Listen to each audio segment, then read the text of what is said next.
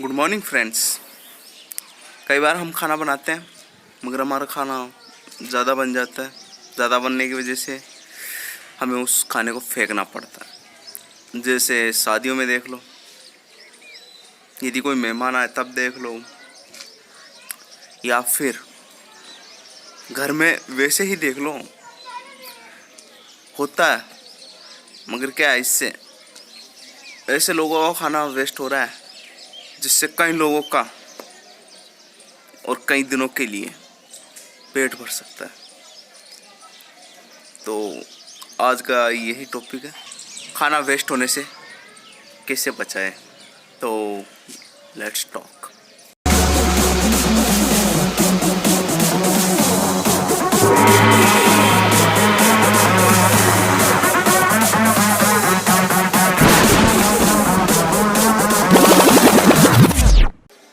वैसे तो भारत में खाने को वेस्ट करना एक बहुत बड़ा पाप बताया गया है। मगर मान के चलो कोई मेहमान आया, हमें पता ही नहीं होता कि कितना खाना बनाए, तो एक तरह से वेस्ट हो ही जाता है। अब देखते हैं कि जब खाना वेस्ट हो रहा है तो किसका हो रहा है, पैसे किसके लग रहे हैं, वो हमारे लग रहे हैं। हमारी ही मेहनत है, उसका वो खाना आ रहा है। तो खाना जब भी लाए सोच समझ कर लाए, सोच समझ कर बनाए, उसको वेस्ट होने से बचाए। अब देखते हैं कुछ ऐसे टिप्स जिनसे हम खाना बचा सकते हैं। तो पहली टिप है, यदि हम खाना बाहर खाने जाए, यदि हम खाना बाहर खाने जा रहे हैं तो सोच समझ कर ही खाना पकाए, और पका रहे हैं तो उतना ही खाना पकाए जितना अपने को यूज करना है।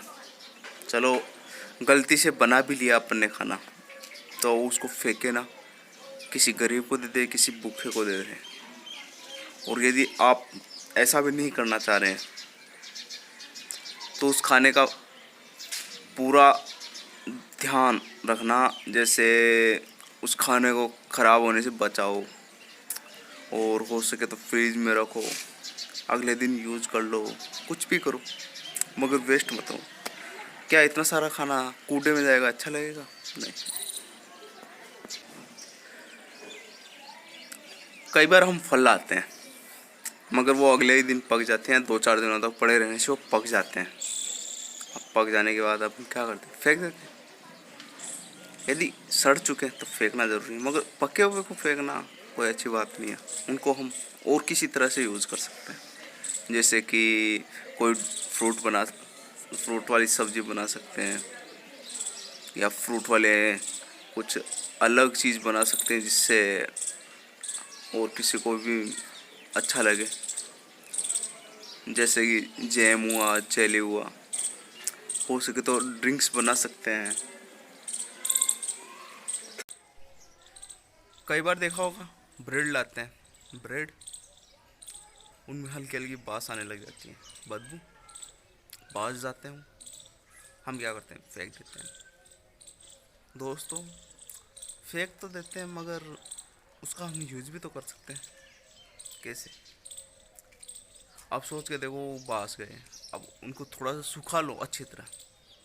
अब सुखाने के बाद उसकी पुडिंग बना सकते हैं अपन। पुडिंग नहीं बना रहे तो सूखने के बाद उसकी बदबू निकल जाती है, आपको बता दूं मैं। तो वापस से उसको सेक के जैम या शहद के साथ खा भी सकते हैं। तो फेंके ना, यूज़ करें उसका भी। हाँ तो दोस्तों, कई बार हम बाज़ार जाते हैं तो हम बहुत सारी सब्जियां ले आते हैं मगर अब इतनी काम आनी नहीं है अपने, तो हम क्या करते हैं, फेंक देते हैं। अब फेंकना अच्छी बात तो नहीं है, तो उसका यूज करो। कैसे? उन्हें सुखा लो, जो सूखने वाली सब्जियां हैं, फिर बाद में यूज़ कर लें, या फिर पहले उनको फ्राई कर लें जिससे वो ख़राब ना हो, और फिर फ्रिज में रख दें। अब जब यूज़ करना हो तब यूज़ करें।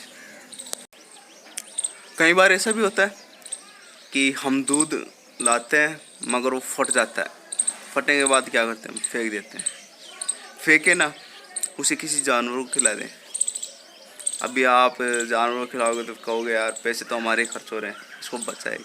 हाँ तो बचा भी सकते हैं यार। यदि आप बचाना चाह रहे हैं तो उसको थोड़ा सा और खट्टा करें। अब खट्टा कैसे करेंगे? नींबू या सिरका डालकर फिर उसको धीमी आंच पे पकाएं। अब कहोगे यार इससे क्या फ़ायदा होगा? इससे फ़ायदा ये होगा कि उसका पानी ऊपर आ जाएगा और अपना जो मेन पदार्थ है वो नीचे जम जाएगा। अब पानी पानी निकाल दो, बचे हुए दूध को यानी फटे हुए दूध को फ्रीज या किसी और ठंडी जगह पर रख जमा लें।